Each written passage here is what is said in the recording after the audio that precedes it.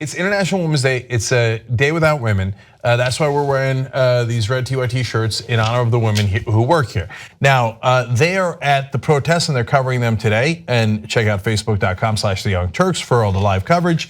So, but they're not here doing their regular jobs. And we're hurt, dog. Don't ask us if we're all right. So now Irina is our executive producer, and she forbid me from going through all the women that work here and all the incredibly important jobs and putting up their pictures and names because she said it would look like an in memoriam. And they're not dead. They're not dead. They're just not here for one day. But our executive producer, our all of the main show producers, basically. That's right. So today, I mean Arthur, I guess. Today, me and John and Jerry are like, how are we gonna put this show together? Anyway, let alone that. Well, you'll get into it. Right. Yeah. So Roofer's not here. She puts the show together day to day, and then so look at this. So we already have pictures. They're out there covering this. Obviously, Casper. And then we've got a lot of hosts out there. We've got a lot of Sandra joining up in the back. I like that. Yeah, I think that's Christian. Producers, editors, hosts. Okay.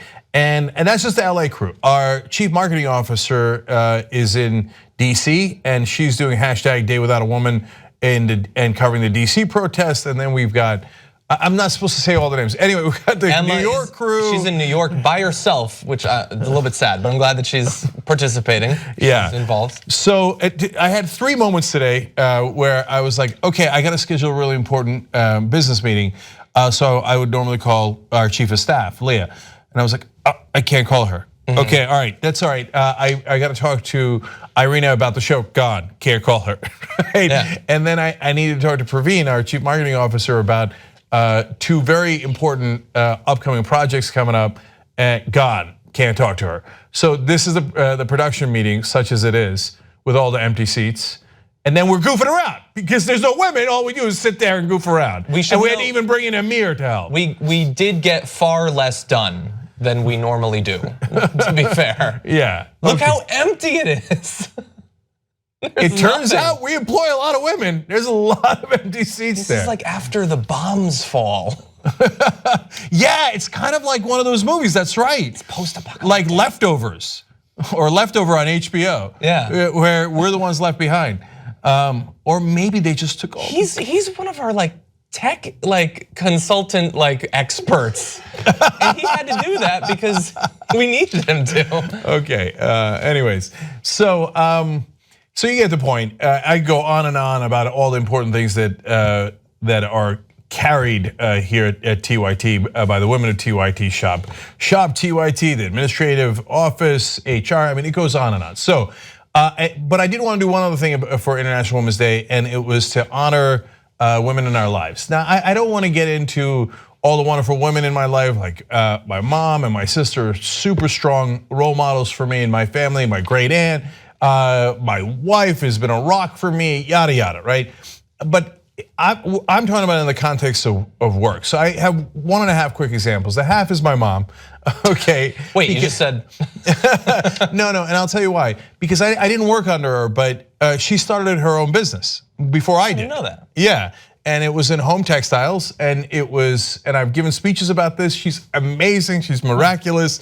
No college degree because she didn't have an opportunity to do that when she was growing up in southeastern Turkey, and started a business anyway and made the best napkins in the world, which are in the White House. The Queen Elizabeth has them. Amazing, amazing. So that's a very long story. But in the context of my career, which is really what's most important here.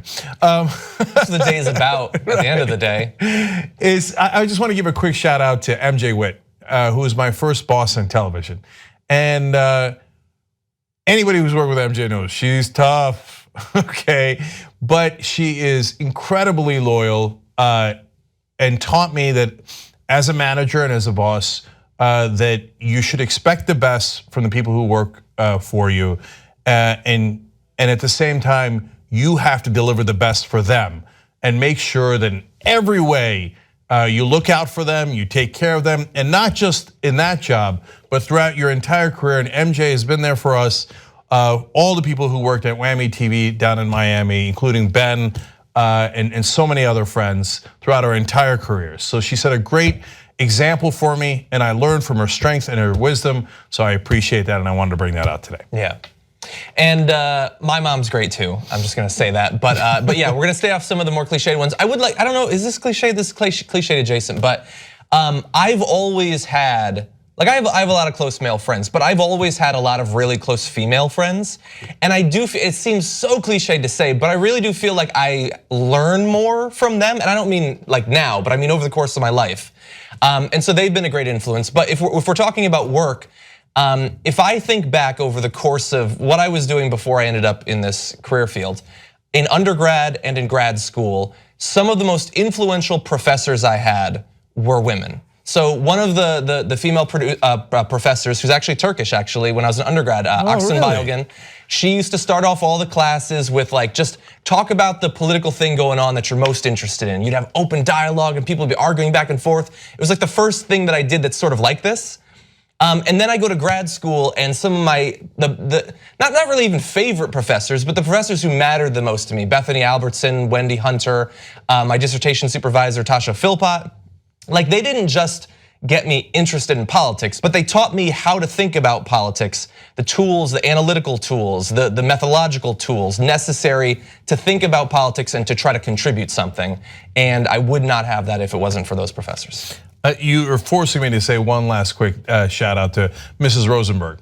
I know this is borders on cliche too, but she was my 4th grade reading teacher, and I had just learned English, and so I was in the lowest remedial reading class, and she moved me up from that class to the very top. She skipped all the other ones to the top reading class by the end of 4th grade, and I said, Mrs. Rosenberg, I barely know English. She's like, no, Jeng, I believe in you. I think you're gonna be really good at reading and talking. Thank you, Mrs. Rosenberg, I appreciate it. She's like, I should have modulated that a little bit. You can help hire investigative reporters that'll chase down stories no one else will. Be the media, tytnetwork.com/go.